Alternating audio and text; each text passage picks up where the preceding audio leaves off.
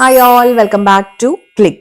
ഈ വീഡിയോയിൽ നമ്മൾ രണ്ട് കോൺസെപ്റ്റുകളാണ് ഡിസ്കസ് ചെയ്യുന്നത്. CPU ഷെഡ്യൂളിങ്ങിന്റെ തന്നെ ഭാഗമായി വരുന്ന multi level queue and multi level feedback queue. ആദ്യം തന്നെ മൾട്ടി ലെവൽ ക്യൂ എന്താണെന്നുള്ളത് നോക്കാം. മൾട്ടി ലെവൽ ക്യൂ ഷെഡ്യൂളിംഗ് അതിനകത്ത് യൂസ് ചെയ്യുന്ന കോൺസെപ്റ്റ് ആണ് ഈ പറയുന്ന MLQ അല്ലെങ്കിൽ മൾട്ടി ലെവൽ ക്യൂ. നേരത്തെ നമ്മൾ CPU ഷെഡ്യൂളിംഗ് അൽഗരിതംസ് പഠിച്ചപ്പോൾ അതിനകത്തെല്ലാം നമ്മൾ സിംഗിൾ റെഡി ക്യൂസ് ആയിരുന്നു യൂസ് ചെയ്തിരുന്നത്. But in case of MLQs നമ്മൾ മൾട്ടിപ്പിൾ റെഡി ക്യൂസ് ആയിരിക്കും യൂസ് ചെയ്യുന്നുണ്ടായിരിക്കുക. അതില് ഓരോ റെഡി ക്യൂവിനും അതിൻ്റെതായിട്ടുള്ള ഷെഡ്യൂളിംഗ് അൽഗരിതവും കാണും. രണ്ട് ഇംപ്ലിമെന്റേഷൻസ് ആണ് മൾട്ടി ലെവൽ ക്യൂവിന് വരുന്നത്. ആദ്യത്തേത് നമ്മുടെ ടോപ്പ് ലെവൽ ക്യൂല് മൾട്ടിപ്പിൾ ക്യൂസ് ഉണ്ടെന്ന് പറഞ്ഞല്ലോ. അപ്പൊ ലെവൽ വൈസ് ആയിരിക്കും ക്യൂസ് വരുന്നുണ്ടായിരിക്കുക. അതില് മൾട്ടിപ്പിൾ ക്യൂസ് ഉണ്ടായിരിക്കും. സോ ലെവൽ വൈസ് ആയിരിക്കും ക്യൂസ് അറേഞ്ച് ചെയ്തിട്ടുണ്ടായി. Q1 ready, Q1 ready, Q2 ready, Q3 അങ്ങനെയായിരിക്കും പോകുന്നുണ്ടായിരിക്കുക. അതില് ടോപ്പ് ലെവലില് എന്ത് ചെയ്യും നമ്മള്? ഹൈ പ്രയോറിറ്റി പ്രോസസ്സുകളായിരിക്കും കീപ്പ് ചെയ്യുന്നുണ്ടായിരിക്കുക. അതാണ് ഒരു ടൈപ്പ് ഓഫ് ഇംപ്ലിമെന്റേഷൻ. ഇങ്ങനെ ഈ ഹൈ പ്രയോറിറ്റി പ്രോസസ്സുകൾ നമ്മൾ ടോപ്പ് ലെവലിൽ, ഈ ഹൈ പ്രയോറിറ്റി പ്രോസസ്സുകൾ എന്ന് പറഞ്ഞു കഴിഞ്ഞാൽ സിസ്റ്റം പ്രോസസ്സുകൾ ആയിരിക്കും ബേസിക്കലി. അപ്പോൾ നമ്മൾ ക്രിട്ടിക്കൽ ആയിട്ടുള്ള സിസ്റ്റം പ്രോസസ്സുകൾ നമ്മുടെ ടോപ്പ് ലെവൽ ക്യൂവിൽ കീപ്പ് ചെയ്യും.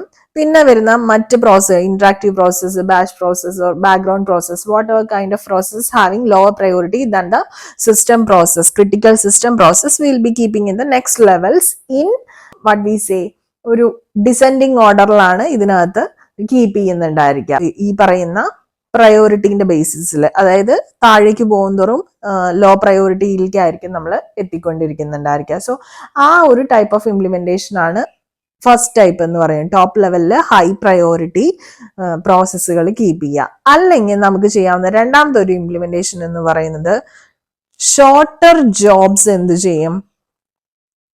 ടോപ്പ് ലെവൽ ക്യൂല് ഇംപ്ലിമെന്റ് ചെയ്യും. സേ നമ്മുടെ ബേഴ്സ്റ്റ് ടൈം 0 to 2 വരെ വരുന്ന പ്രോസസ്സുകളെല്ലാം നമ്മൾ ഫസ്റ്റ് ലെവലിൽ, ടോപ്പ് ലെവലിൽ കീപ്പ് ചെയ്യാന്ന് വിചാരിക്കുക. ദെൻ 3 to 5 വരുന്നത് മൊത്തം നെക്സ്റ്റ് ലെവലിൽ നമ്മൾ കീപ്പ് ചെയ്യാണ്. അങ്ങനെ ഒരു അസെൻഡിങ് ഓർഡറിലാണ് നമ്മൾ ജോബിന്റെ ലെങ്ത് അനുസരിച്ച് അല്ലെങ്കിൽ ജോബിന് അസൈൻ ചെയ്യുന്ന ടൈം ക്വാണ്ടം അനുസരിച്ച് അങ്ങനത്തെ ഒരു രീതിയിലാണ് നമ്മൾ പ്രോസസ്സുകൾ കീപ്പ് ചെയ്യുന്നത് എങ്കിൽ, ലെവൽ വൈസ് കീപ്പ് ചെയ്യുന്നതെങ്കിൽ അതാണ് സെക്കൻഡ് ടൈപ്പ് ഓഫ് ഇംപ്ലിമെന്റേഷൻ. അതായത് shorter jobs will be kept in the top level Q.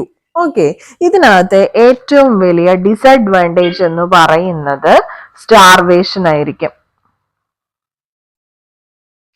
കാരണം ഇപ്പൊ first type of implementation high priority പ്രോസസ്സുകളാണ് നമ്മൾ ടോപ്പ് ലെവലിൽ കീപ്പ് ചെയ്യുന്നത്. So if high priority process ആ കീപ്പ് ഓൺ കമ്മിങ്, അപ്പൊ അത്തരത്തിലുള്ള ക്രിട്ടിക്കൽ സിസ്റ്റം പ്രോസസ്സുകൾ ഇങ്ങനെ വന്നുകൊണ്ടിരിക്കുകയാണെങ്കിൽ അത് മാത്രമേ എക്സിക്യൂട്ട് ചെയ്യുന്നുണ്ടാവുള്ളൂ. Remaining process will not be executing so soon.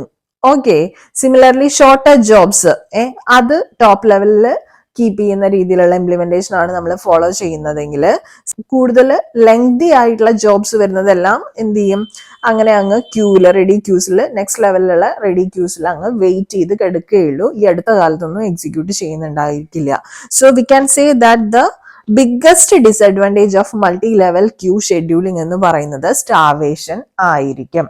അത് അവോയ്ഡ് ചെയ്യുന്നതിന് വേണ്ടിയിട്ടാണ് multi level feedback queue implement ചെയ്തിട്ടുള്ളത്.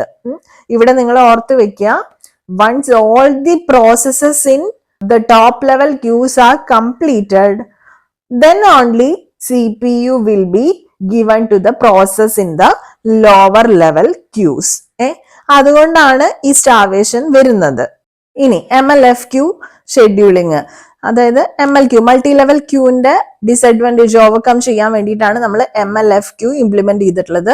MLFQ എന്ന് പറഞ്ഞു കഴിഞ്ഞാൽ multi level feedback queue. Okay, ഇതിനകത്ത് എങ്ങനെയാണ് നമ്മൾ ഈ പറയുന്ന ഡിസഡ്വാൻറ്റേജ് നമ്മൾ ഓവർകം ചെയ്യുന്നതെന്ന് നോക്കാം. ഇതിനകത്ത് ഏജിങ് എന്ന് പറയുന്ന ഒരു കോൺസെപ്റ്റ് കാണും. അതായത് സപ്പോസ് വെയിറ്റിംഗ് ടൈം ഇൻക്രീസ് ചെയ്തുകൊണ്ടിരിക്കുകയാണ് ഒരു പ്രോസസ്സിന്റെ എങ്കിൽ നമ്മൾ എന്ത് ചെയ്യും? ആ പ്രോസസ്സിന്റെ പ്രയോറിറ്റി അങ്ങ് ഇൻക്രീസ് ചെയ്യും. നമുക്ക് മൾട്ടിപ്പിൾ ലെവൽസ് ഉണ്ട്. പ്രോസസ്സ് ഇപ്പോൾ ഒരു മൾട്ടിപ്പിൾ ലെവൽസിലാണ് കിടക്കുന്നത് എങ്കിൽ സോ ഒരു പ്രോസസ് ഒരു 200th പ്രോസസ്സ് ഇങ്ങനെ കിടക്കുന്നുണ്ട്. ഇതിന്റെ വെയിറ്റിംഗ് ടൈം കൂടുകയാണെങ്കിൽ നമ്മൾ എന്ത് ചെയ്യും?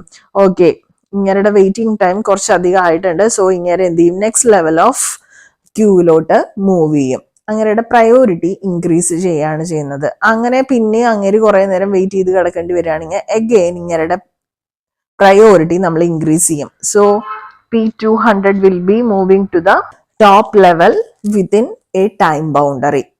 അതിന് യൂസ് ചെയ്യുന്ന കോൺസെപ്റ്റ് ആണ് ഏജിങ്. അതായത് if waiting time is increasing then increasing priority of the process. അതാണ് ബേസിക് കോൺസെപ്റ്റ് എന്ന് പറയുന്നത്.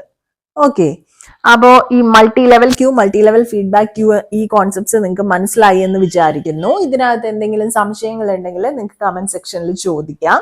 അതുപോലെ വീഡിയോ യൂസ്ഫുൾ ആണെങ്കിൽ please don't forget to like the video. പിന്നെ ചാനൽ ഇതുവരെ സബ്സ്ക്രൈബ് ചെയ്യാത്ത കുട്ടികളാണെങ്കിൽ വേഗം ഓടിപ്പോയി ചാനൽ സബ്സ്ക്രൈബ് ചെയ്തോളൂ. ഇതുപോലുള്ള വീഡിയോസ് ഇനിയും നിങ്ങൾക്ക് കാണാം. അപ്പൊ പുതിയൊരു വീഡിയോയുമായിട്ട് വീണ്ടും കാണാം. Signing off, your study partner. Click, stay focused on what really matters to you.